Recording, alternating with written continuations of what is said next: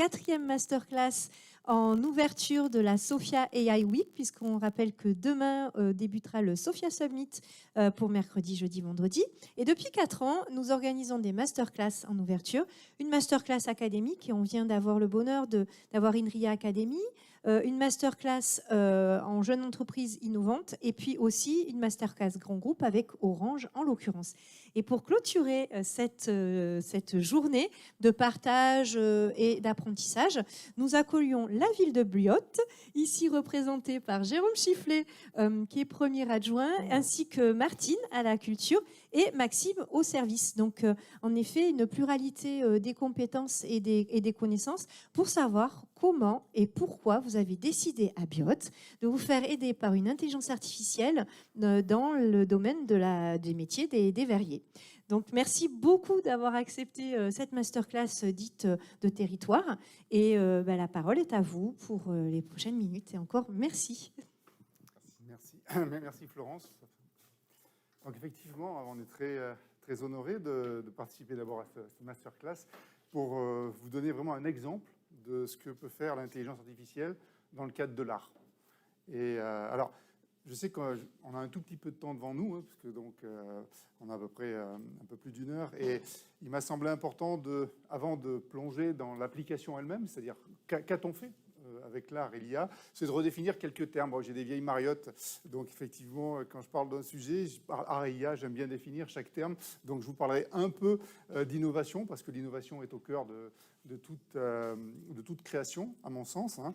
Un peu d'IA, mais bon, là je pense qu'avec les interlocuteurs que vous avez eus, dont Faisal donc, pour Orange, donc je pense que je ne me permettrai pas en plus de commenter ce qu'il a dû dire, qui est tout à fait exact et intéressant. Et puis, donc, on verra l'application. Alors, quelques mots sur, effectivement, j'aime bien, lorsqu'on parle d'innovation, de dire de quoi on parle. Et je me rappelle que lorsque j'étais chez Orange, justement, donc j'ai eu l'occasion de travailler avec la direction scientifique du CEA. Et plus particulièrement, donc, avec le LETI, qui avait un laboratoire d'innovation qui s'appelait IDEAS Lab. Et IDEAS Lab, dirigé par Michel Ida, hein, si je suis correct, tu me corrigeras, fait ça. Donc, IDEAS Lab, effectivement, un jour, on demande à Michel Ida, qui est quand même le directeur de laboratoire d'innovation du CEA, c'est une référence, de définir l'innovation. Et il a ce mot qui dit, en fait, l'innovation, c'est la rencontre. Et plus précisément, un terme plus technique, mais extrêmement intéressant, la sérendipité. La sérendipité, c'est effectivement les conditions qui font que des choses improbables arrivent. Alors effectivement, historiquement, ça vient des princes de Sérendip. Alors Sérendip, c'est l'ex-nom du Ceylan, voilà. Donc, donc, c'est en un mot, c'est l'histoire d'un roi, donc à l'époque, hein, donc 500 avant Jésus-Christ, qui effectivement envoie ses 3 fils à travers différents pays de la région pour s'éduquer, pour apprendre. Hein. Et effectivement, il y a la fameuse histoire. Donc, et en fait, tout au long, il leur arrive des tas de péripéties dans ce voyage, et notamment la fameuse péripétie du chameau, où effectivement, ils arrivent à décrire un chameau sans l'avoir vu, uniquement à travers ses traces, d'accord, qu'il a laissées. Et bon, en plus, ils sont évidemment accusés d'avoir volé ce chameau, parce que le chameau a disparu, et ils risquent la peine de mort. À cette époque-là, on rigolait pas. Donc voilà, et c'est un peu, et finalement, ils seront sauvés, bien sûr, mais l'histoire est, enfin, pour résumer, c'est effectivement comment, avec de la perspicacité, avec plusieurs indices, on arrive à faire avancer les choses, à trouver des réponses à des problèmes qu'on n'attend pas. Et ça, c'est vraiment la définition. Et d'ailleurs, alors l'exemple du chameau, vous le retrouvez chez Voltaire un peu plus tard, dans Zadig. Quand j'ai lu Zadig de Voltaire, je dis, il a plagié, c'est pas possible. Non, il n'a pas plagié. Enfin bon, il s'est inspiré très largement de ce conte des princes de Sérendip. Bon, voilà, je ne vais pas trop m'étendre là-dessus, mais m'étendre là-dessus. Alors, ce qui est intéressant, c'est que, bon, ensuite, l'innovation, si je donne les quelques dates, bon, il y a la sérendipité. Ensuite, on va la retrouver avec l'art, avec ce qu'on appelle l'effet Médicis. Il y a le bouquin de Johansson qui passe l'effet Médicis, et en fait, ça consiste encore une fois à mélanger des gens improbables qui n'auraient pas... Alors, pour la maison Médicis, évidemment, on va mélanger des artistes, hein, bon, des peintres, des sculpteurs, bon, ça, c'est un peu connu, mais on retrouve ça. Et un peu plus tard, on va retrouver ça, et c'est les Finlandais, je crois, oui, c'est l'université d'Aalto, qui va créer une université où elle va mélanger justement des étudiants, des scientifiques, des littéraires, des artistes, voilà. Et on va retrouver ça. Ça sera copié un peu plus tard par Central Paris, qui va faire donc avec Strat College, quoi. Ils vont commencer à grouper. Et c'est important en France parce qu'on a une espèce de propension à la segmentation. Hein. Les ingénieurs du technique, les commerciaux, c'est pas les mêmes aujourd'hui. J'ai un mal fou à mélanger un conseil d'administration d'une école d'une business school avec une école purement technique d'ingénieur, quoi. Alors que bon. Voilà. Donc, encore une fois, on retrouve ce phénomène donc, je dirais du mélange ou de la fertilisation croisée. On appelle ça comme ça maintenant, fertilisation croisée. Mais c'est extrêmement important.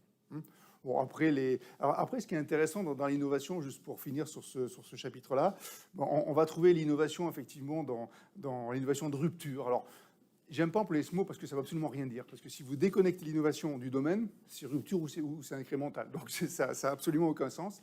Par contre, il y en a une qui m'a frappé quand j'étais... Alors c'était en 2000, hein, c'était et avant de créer ma société. Et donc, c'est l'innovation qui m'a vraiment, je trouve, la plus géniale. C'est celle qui a été faite par Michelin quand il a décidé d'arrêter de vendre des pneus et de vendre des kilomètres. C'est une innovation qui paraît, bon, il n'y a pas de technique, il n'y a rien, mais c'est purement génial, quoi. C'est purement génial, c'est l'innovation des business models. Et là, on est il y a 20 ans en arrière. Donc ça c'est extrêmement important. Après, l'autre fait marquant, il faut attendre Chesebrough en 2003, c'est donc l'open innovation. Alors l'open innovation, je vais être un peu, je vais avoir la dent dure pour Orange que j'adore et qui est encore mon employeur, mais comme la plupart des grands groupes. Il faut bien voir que l'open innovation, ça vient d'où? Effectivement, le concept est bien. Ce n'est pas les grands groupes qui vont se tourner vers les petites structures pour dire on va les aider. Non, c'est qu'en fait, dans la chaîne de valeur, entre l'innovation et le marché, il y a vraiment un profond changement. On a été très longtemps, et on a connu ça, j'ai vécu ça même avec Faisal, donc, quand on était chez Orange, quand on poussait l'ATM, on a découvert les chercheurs de Lannion ont trouvé donc une nouvelle méthode de transmission, ça a été l'ATM, c'était révolutionnaire, et on a poussé ça. On a poussé, vraiment. Ensuite, après 2005, c'était plus possible. Dans les chaînes de valeur, l'innovation était complètement, elle pouvait être à tout moment. Donc on n'avait plus, c'est vu, on n'est plus en techno-push, on est en market pool. Et donc il faut déplacer les acteurs de la chaîne de valeur. Et là, même les grands groupes ne peuvent pas y arriver. Donc le concept d'open innovation a vraiment un sens. Alors pourquoi j'allais dire que j'ai un peu la dent dure, c'est parce qu'en fait ça a été fait aussi un peu, il y a eu beaucoup de marketing sur l'open innovation. Beaucoup de marketing par les grandes boîtes. Mais dans la réalité, j'ai aussi été patron d'une petite structure. Quand vous voulez travailler avec un grand groupe, il faut se lever tôt. Et on perd beaucoup de temps et c'est très compliqué. Donc, bon. Mais la volonté y est. Donc, c'est important. La volonté de l'open innovation y est. Donc, ça, c'est vraiment le plus important. Donc, voilà. Donc, tout ça pour dire que l'art et la science, ça fait sens. Ça fait sens parce que depuis la nuit des temps, pour créer, il faut mélanger les... voilà. Alors, l'IA. Alors l'IA, c'est là où je vais être très prudent, mais je me suis dit, je ne vais pas leur parler de l'IA alors qu'ils ont eu des éminents confrères avant qui leur ont expliqué des tas de choses intéressantes. Alors, je vais être un peu provocateur. J'ai envie de dire, où est-ce que l'IA ne sert à rien? Parce que c'est aussi intéressant. Alors pourquoi je dis ça? Alors, je fais allusion, paradoxe, c'est un petit papier que j'ai écrit dans le blog de la recherche d'Orange et qu'on trouve dans le Start, je crois, le magazine que vous avez ici, hein, qui en fait... Aujourd'hui, on ne peut pas ouvrir donc un magazine technique, scientifique ou y compris économique sur les startups sans voir le mot IA. Et si une startup ne dit pas qu'elle utilise l'IA, elle est condamnée d'avance, quoi. Donc là, il y a un peu cette espèce de mode, hein, qui m'irriche un peu le poil. Et à tel point que dernièrement, parce que je m'occupe aussi de startups, et j'ai vu une startup que je nommerai surtout pas, hein, qui utilise l'IA pour résoudre un problème d'ordonnancement. C'est-à-dire des problèmes qui ont des solutions beaucoup plus efficaces au niveau algorithmique qu'en utilisant l'IA. Alors, je schématise parce que l'IA est toujours utile, même dans des bancs. Mais si je pousse à l'extrême, je viens du monde de l'aide à la décision, de la recherche opérationnelle. Donc, j'ai passé toute ma carrière à essayer de résoudre des problèmes, donc en utilisant les outils du moment. Effectivement, de 45 jusqu'en 90, les outils, l'optimisation convexe, l'optimisation discrète, la recherche opérationnelle, c'était les outils que nous avions en tant que mathématiciens. Voilà. Et ces outils-là, ils ne sont pas devenus obsolètes. Aujourd'hui, on peut minimiser une fonction convexe en utilisant l'IA. Il n'y a aucun souci. On va y arriver, on va trouver. Sauf que c'est quand même plus simple de calculer la dérivée. D'accord ? Donc, je schématise un petit peu, mais il y a des tas de problèmes qui ont des solutions, des algorithmes, et non pas les algorithmes d'IA. Alors moi, j'ai presque pensé qu'un algorithme d'IA, c'était c'est un oxymore. Algorithme, c'est quelque chose de déterministe, donc c'est une recette de cuisine. Hein. Et l'IA, c'est une approche différente, complètement intéressante, passionnante, puissante. Donc là, je ne reviens pas dessus, hein, mais donc qui est vraiment tout autre. Donc, s'il vous plaît, quand vous utilisez l'IA, utilisez-le. Enfin, première chose à faire, est-ce que c'est vraiment la bonne méthode, quoi? Est-ce qu'il n'y a pas autre chose? Parce qu'il y a beaucoup de choses. Je veux dire, il y a des gens qui sont cassés la tête, il y a des mathématiciens qui ont monté des... Voilà. Alors, n'empêche que ça se comprend. Ça se comprend parce que l'IA vient des data scientists, des gens qui ont manié les données, qui ont développé et qui avaient une culture, voilà. Et ensuite, c'est intéressant parce que lorsque les mathématiciens ont daigné se pencher sur le problème, on a fait des gros progrès. On a vu apparaître les réseaux de neurones de convolution, on a vu apparaître des tas de choses extrêmement intéressantes, passionnantes, et c'est pas fini. Donc, l'IA, c'est un magnifique outil. Et on va continuer à utiliser, et bien heureusement. Alors, est-ce qu'on ira effectivement est-ce qu'en 2045, notre ami Kurzweil a raison et qu'on aura passé la singularité technologique? J'en sais rien.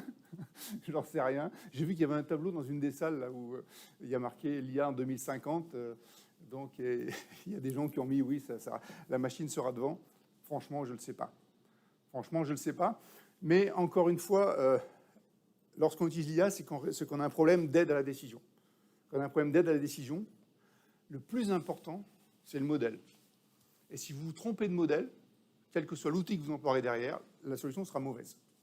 Donc, il faut revenir vraiment à des fondamentaux. Voilà, donc ça, c'était mon petit couplet donc, sur l'IA. Alors, juste, bon, je pense que tu en as parlé, Faisal, effectivement, bon, le machine learning reste effectivement une approche qui est aujourd'hui extrêmement importante, hein, quelle que soit la catégorie, supervisée, non supervisée, renforcée, tout ça, mais je ne vais pas vous embêter avec ça, puis c'est pas le but. Hein. C'est pas le but et je n'ai pas la compétence. Alors, ensuite, innovation IA, on va commencer à s'approcher du sujet. Alors là, j'ai creusé un petit peu, hein, ça.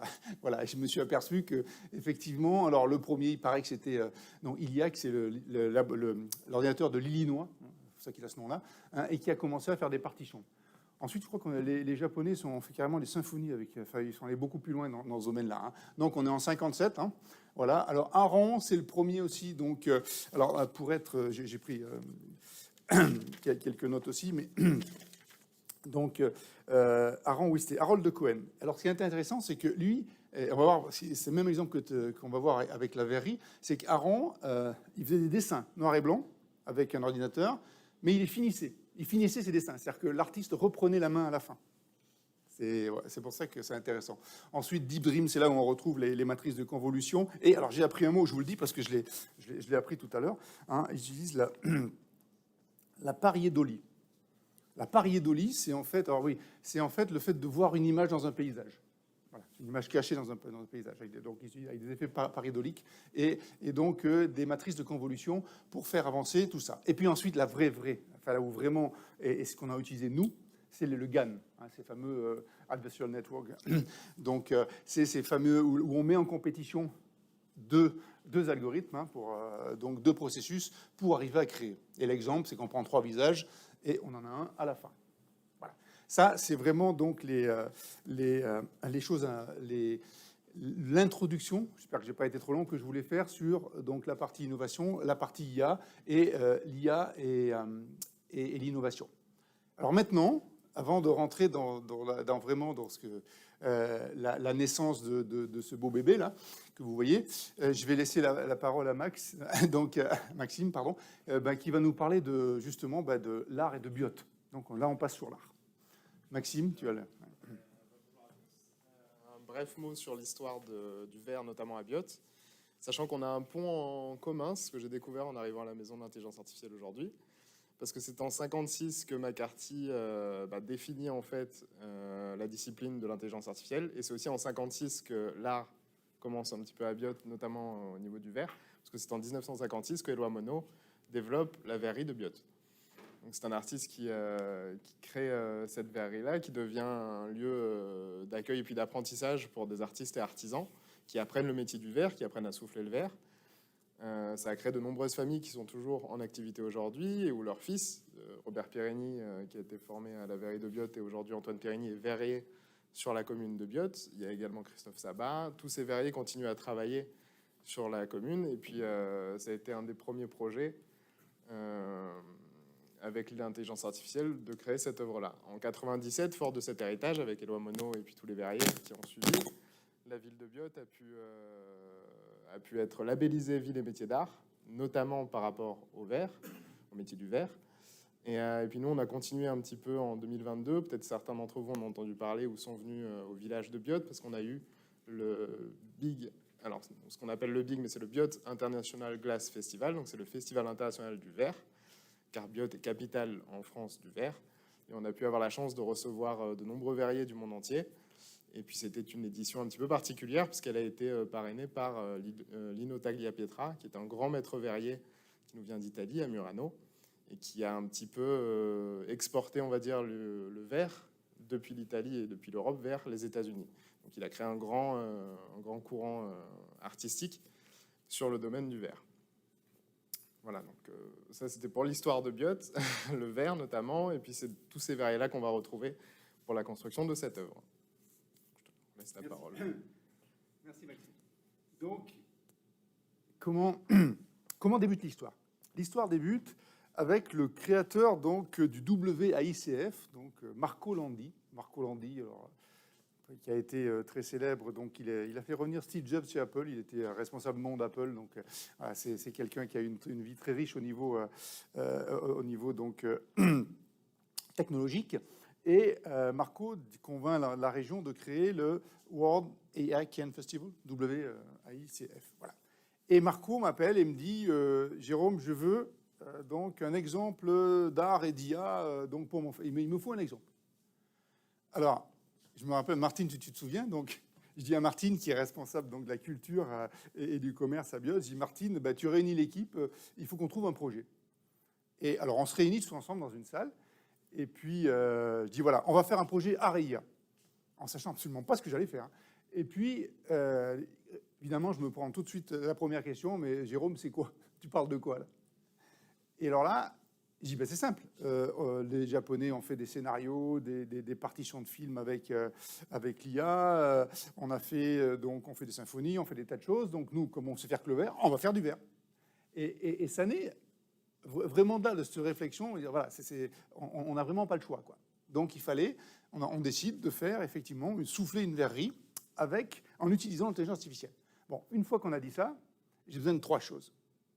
Il me faut une équipe en IA, enfin des gens qui manient des GANistes, je crois qu'on appelle des gens qui manient le GAN suffisamment bien pour pouvoir créer une œuvre à partir de photos. Il me faut des verriers, un collectif de verriers. Alors ça, pas trop difficile, puisque donc on a assez rapidement trouvé 5 verriers. Et puis il me faut un financement. Bon, je passe le financement. Je remercie quand même la région, la CASA, la communauté d'agglomération, le département et la mairie, qui sont unis tous ensemble pour pouvoir qu'on puisse faire ce projet. Bon, je ferme la parenthèse. Donc, pour l'algorithme, je rêve que Öbius va bosser avec moi. Öbius, c'est ceux qui ont fait le fameux tableau Bellamy, vendu 435 000 $ chez Christie's à New York. Voilà, hein. Bellamy venant de Goodfellow, qui était, comme chacun sait, l'inventeur du GAN. Okay, voilà. Donc, et je téléphone à Pierre, un des fondateurs donc, de Öbius. Je prends ma petite voix et je dis, Pierre, tu accepterais de nous faire une verrerie Et là, chance extraordinaire, il me dit, mais Biot, j'adore. Quand j'étais petit, je me baladais toujours dans les rues de Biot et tout. Ouais, je viens. Génial. Les verriers, on les avait. Je dis, bon, ça démarre pas trop mal. Donc, première étape, comment je nourris le GAN, comment je nourris l'algorithme. Et là, Pierre me dit, moi, en dessous de 1500 photos, je sais pas faire. Bon, ok. Donc, Martine réunit tous les verriers, leur dit, mais vous avez quoi dans vos tiroirs comme photo? Évidemment, libre de droit, machin, patin, couffin. Donc, et effectivement, on arrivait péniblement à 900. Enfin, la première fois, on a à peu près 1000. On était à 1000, ok. 1000 photos. Et là, c'est extrêmement intéressant ce qui s'est passé, parce que ça s'est passé en 2 étapes, parce que ça va pas toujours aussi vite qu'on croit. Hein. Et donc, alors voilà, on a toutes ces photos, ok, et on les donne à Pierre, à Öbius, qui fait tourner le GAN, qui le paramètre et tout, et qui renvoie, combien il a renvoyé, 100 ou 200 photos la première fois, hein? Il renvoie 200 photos. Là, on passe ces photos à nos 5 verriers en disant, est-ce qu'il y en a une qui vous inspire? Et là, on se prend, mais qu'est-ce que c'est que c'est? Bouf. Ok. Je leur dis, oui, c'est ce que vous faites. Et effectivement, l'algorithme avait bien travaillé et il avait fait une synthèse de ce qu'il m'avait donné. Donc, ils avaient trouvé aucune innovation. Puisque tout ce qu'ils voyaient, il avait vu, ils reconnaissaient plus ou moins leur truc, donc c'est vraiment, ça tombe à plat.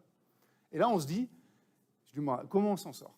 Et là, Pierre, je crois que c'est Pierre qui nous dit, il en faut plus de photos. Et à ce moment-là, plus de photos, je crois que c'est un des verriers, c'est Christian Lati, je crois, qui dit, mais moi, pour travailler, je me suis inspiré de telle école.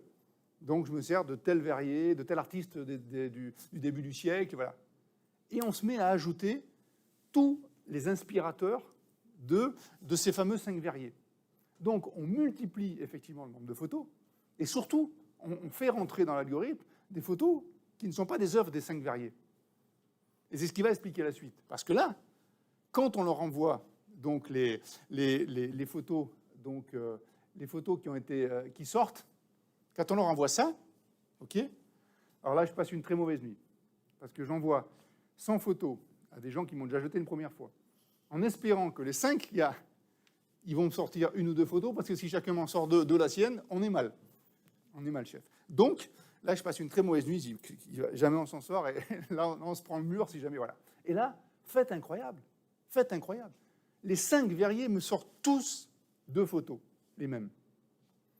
Alors, incroyable, oui et non. Incroyable parce que, bon, la probabilité était sur le papier très faible.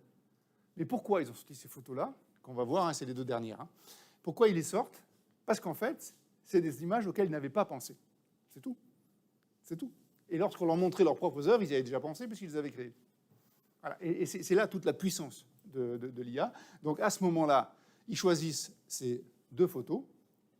Et alors, maintenant, ce qui est intéressant, c'est que maintenant, on va passer à la fabrication. Et alors, vous voyez bien, ce qui a été choisi, c'est ça. C'est en fait les 2 photos. Mais ce qui a été fait, c'est ça. Alors, c'est quoi la différence? En fait, ils ont repris la main.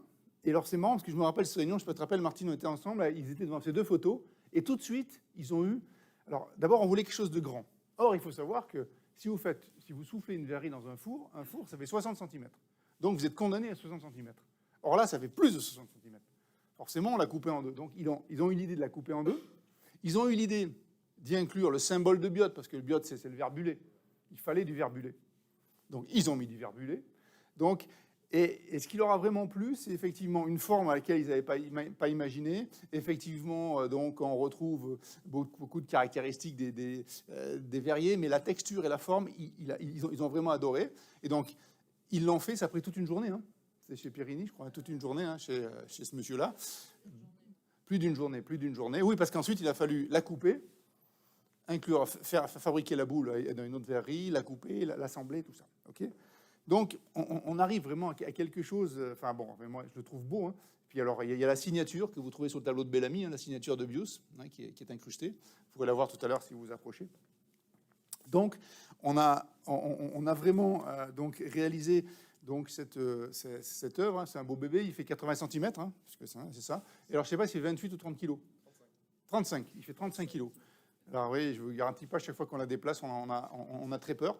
Mais voilà, donc pour résumer, on a vraiment passé des étapes assez intéressantes et très instructives, notamment sur l'histoire des photos, c'est comment on passe. Et puis, on avait vraiment 2 challenges à relever. Le premier, c'était la 3D. Et d'ailleurs, c'est assez intéressant parce qu'au début, j'ai pris 2 sociétés. J'ai pris Ebius et Visua 3D. Visua 3D, c'est une société spécialiste du métaverse, hein, qui est spécialisée dans la création et la manipulation d'images 3D. Hein, ils digitalisent tous les grands musées dans le monde. Hein, et donc, Visua 3D, parce que je me suis dit, je vais faire les photos. Ensuite, quand ils ont choisi, je demande à Visua 3D de me faire une agente 3D. Et ensuite, ils n'ont plus qu'à le faire. Et en fait, je n'ai pas eu besoin de Visua 3D. Je n'ai pas eu besoin parce que les verriers ont repris la main sur la photo. Et pourquoi ils reprennent la main sur la photo? Parce que les verriers travaillent comme ça. Ils travaillent sur des croquis. Donc pour eux, ça ne les choquait absolument pas de bosser sur une photo, puisqu'ils travaillent comme ça. Et donc, donc on avait le premier challenge du 3D. Et le second challenge qui n'était pas évident, c'est que bon, il y avait 5 verriers, quoi. Il y avait 5 verriers avec 5 inspirations différentes. Voilà, il fallait, c'est une œuvre collective. Donc 3D, collectif, on avait beaucoup de challenges à relever. Mais je crois que ce soit les verriers, que ce soit la mairie de Biot et tous les gens qui nous ont aidés, je crois, en fait que... Et en plus, alors, on a eu encore une chance extraordinaire parce que le WAICF devait avoir lieu en février. Et en février, on n'était vraiment pas prêts, puisqu'on les a contactés en septembre. En septembre. Hein. Donc, on n'était pas prêts en février. Et WAICF a été, cause Covid, déplacé de 4 mois, le temps de réaliser. Donc, on a eu encore une fois beaucoup de chance. Hein. Mais ça nous encourage, parce que l'idée, effectivement, alors qu'est-ce qu'il y a derrière ? Il faut toujours avoir... quand j'ai proposé ça à Jean-Pierre Dermite, donc le maire de Biot, hein, au départ, on va créer donc une maison du verre. Maison du verre à Biot. Et je me suis dit, si on fait une maison du verre, c'est pour attirer des verriers du monde entier. Il faut une approche internationale.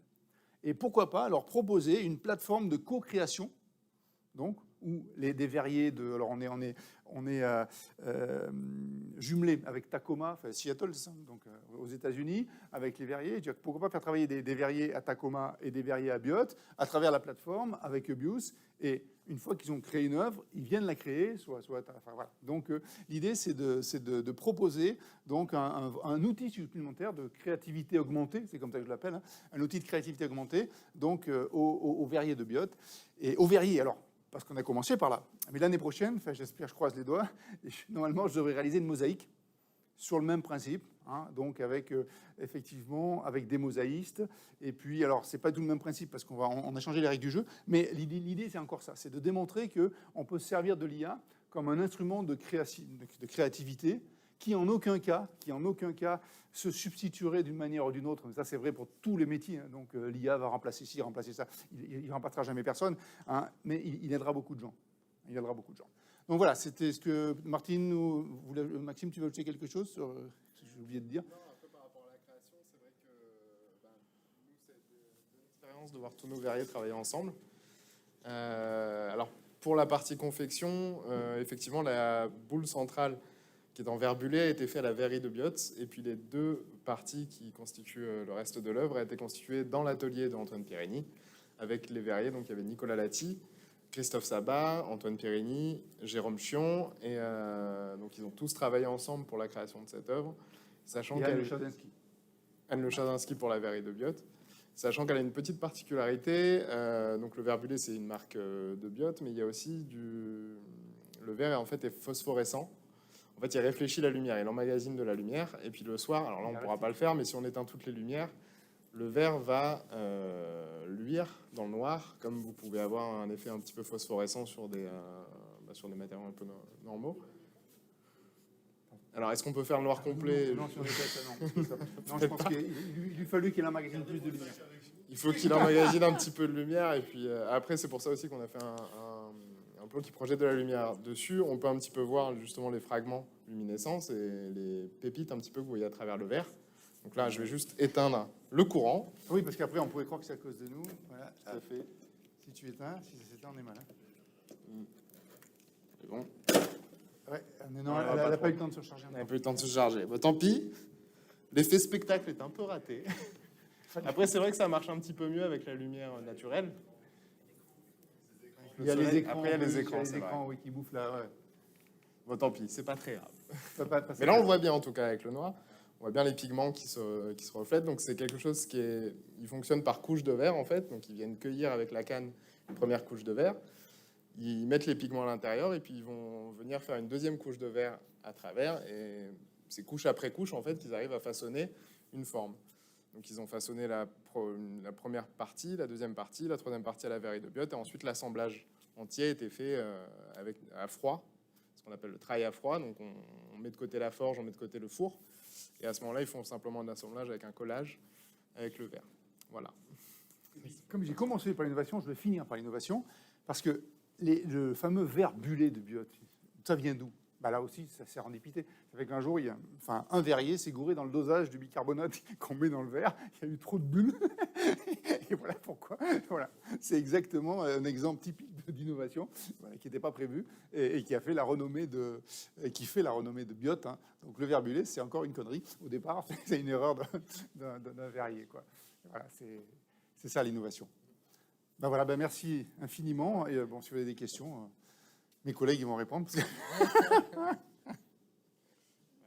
Oui. Est-ce que cette œuvre elle a été estimée? Est-ce que l'apport de l'IA permet d'apporter de la valeur à cette œuvre? Alors, j'ai vendu ça au maire en lui disant que la dernière œuvre qu'il avait fait Mobius, il avait vendu 450 000 dollars à Londres. C'est comme ça que j'ai vendu ça au maire. Mais bon, soyons sérieux. Aujourd'hui, si vous la voulez, c'est moins 60 000 euros parce que c'est ce qu'a payé le département, la région et la mairie. D'accord ? Donc, ça nous a coûté, le projet a coûté 60 000 euros à ces trois entités. Voilà. Maintenant, alors, il est propriété de la mairie de Biot. Okay. Bon, maintenant, je vais essayer. Alors, j'ai fait une conférence à Montsortou, donc à côté, donc sur Art et Sciences, il n'y a pas très longtemps. Je vais essayer, grâce à Marco Landi, donc de la faire voyager. En espérant que dans 2 ans, si je fais une vente aux enchères, peut-être que je vais dépasser le tableau Bellamy. Mais bon, ça c'est une autre histoire. Et puis bon, et en tout cas, ça n'a pas été l'esprit, quoi. Ça n'a pas été fait. Ça n'a pas été fait pour ça. Aujourd'hui, les verriers de Biot effectivement sont les premiers à avoir créé une œuvre en 3D en utilisant l'intelligence artificielle. Donc voilà. Donc au niveau valeur, aujourd'hui, elle vaut 60 000. Elle vaut ce qu'on a payé, quoi. Voilà. Oui.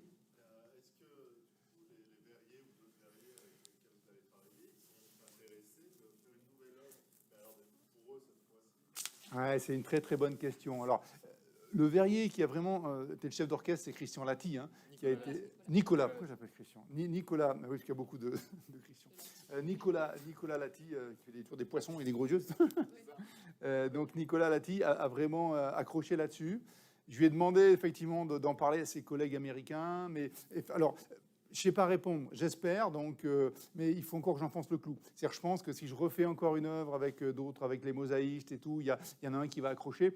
Mais c'est difficile parce qu'il faut mobiliser des sociétés comme Mobius qui sont très, très ouvertes. Bon, mais à chaque fois, il faut quand même les payer. Donc, aujourd'hui, je n'ai pas une plateforme que je sois en open source où les verriers pourraient jouer dessus. Hein. Mais c'est ce que j'ai au fond de moi, c'est ce que j'espère. Donc, effectivement, c'est mettre à disposition des outils supplémentaires pour augmenter la créativité de nos verriers, de nos mosaïstes, peu importe, pour que ça prenne une place. Mais aujourd'hui, les gens qui se font une place dans l'art et l'IA, c'est encore ceux qui ont les algos d'IA et pas les artistes. Voilà, c'est encore du côté de l'informatique aujourd'hui, ce qui est tout à fait logique parce qu'il faut manipuler ce genre de... Voilà, on a des problèmes de taille de données, enfin, vous connaissez ça très bien. Donc voilà, c'est pour ça que j'aimerais répondre oui, mais la question est excellente.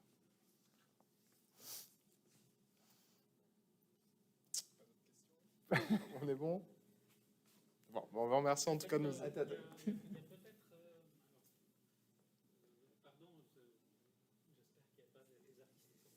Non, il n'y a pas d'artiste. Parce qu'il pourrait le prendre mal alors que ce n'est pas l'intention.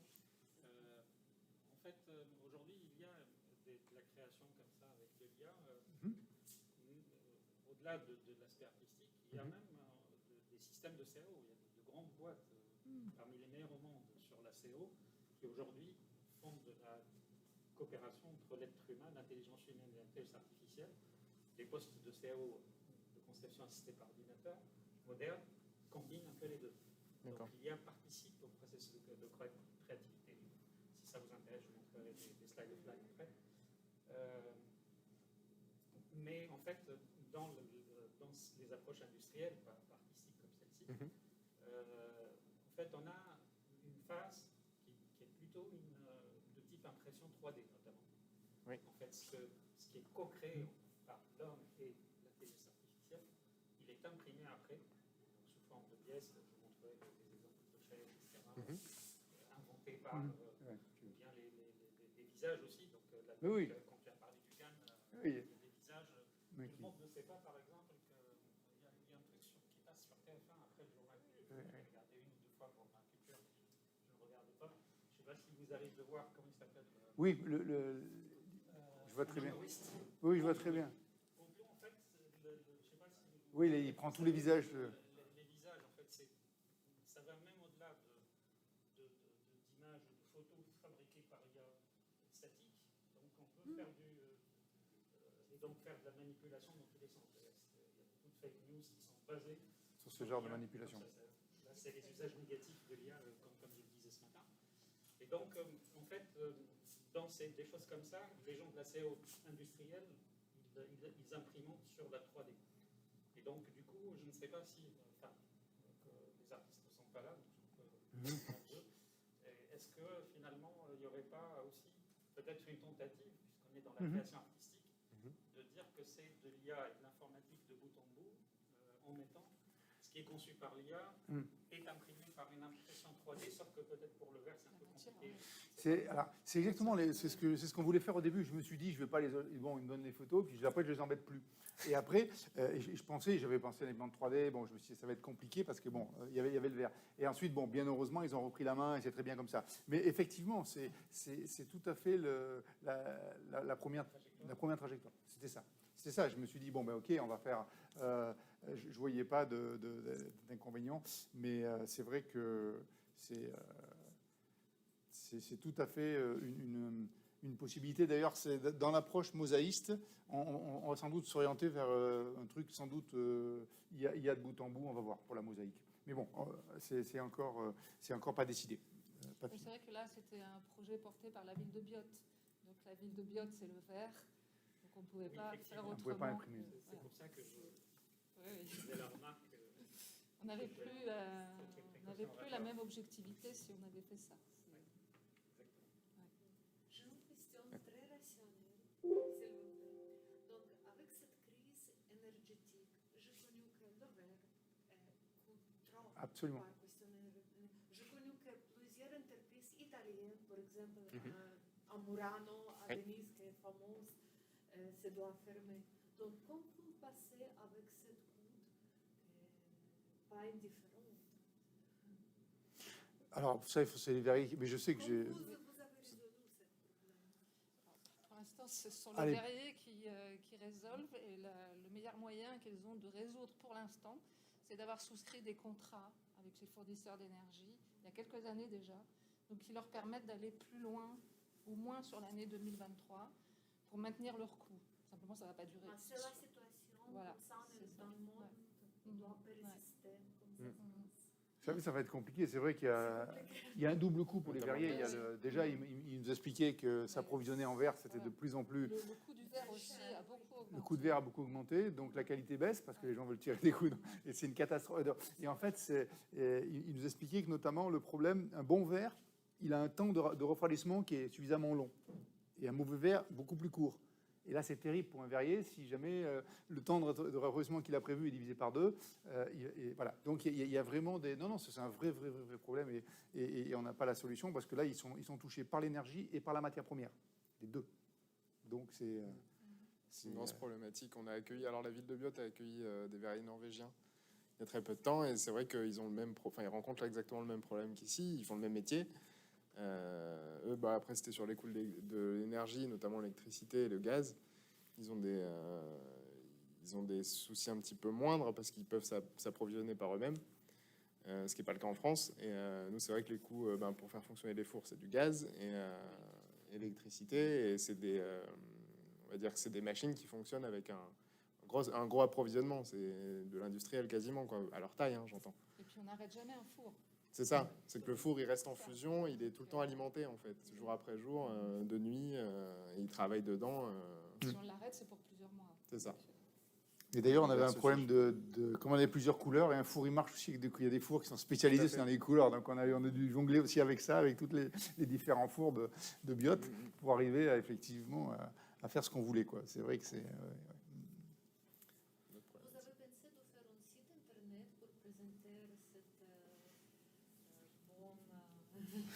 Alors, alors il y a un vrai souci pour nous de communication. Alors, le site internet, on l'a, je pense qu'il y a effectivement. Mais moi, ce que je tiens, c'est que je veux la faire voyager, quoi. Je veux que ce bébé, il la faire voyager dans différents musées, dans différents, voilà, donc expositions, parce que c'est vraiment pas connu, quoi. C'est vrai que c'est un peu.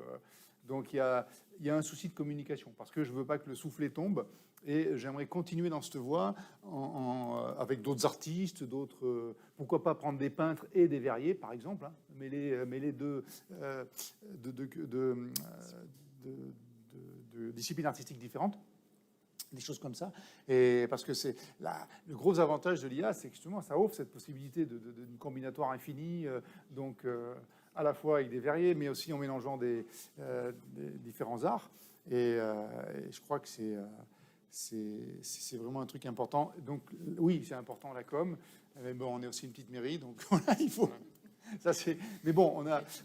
Je pense que je vais essayer de la faire mettre en exposition au Palais des Festivals à Cannes, parce que bon, il y a plus de passages qu'au centre multimédia de Biot, qui est très bien.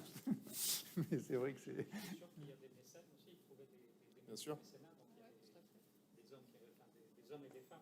Oui, non, mais alors la première personne qui nous soutient, c'est Diana Landi. Diana Landi, c'est la femme de Marco Landi, mais qui est aussi une artiste. Donc, effectivement, qui habite juste à côté de la Fondation Mag, donc, pour ceux qui connaissent. Hein. Donc, et voilà, et je compte beaucoup. Et c'est Diana qui m'a demandé de faire l'œuvre. Donc, quand Diana a vu ça, elle m'a demandé de faire la même chose avec les mosaïstes. Donc, voilà, je croise les doigts parce que c'est pas encore financé ce coup-ci. Mais il y a quand même des gens qui sont sensibles, enfin, des mécènes, c'est le nom exact.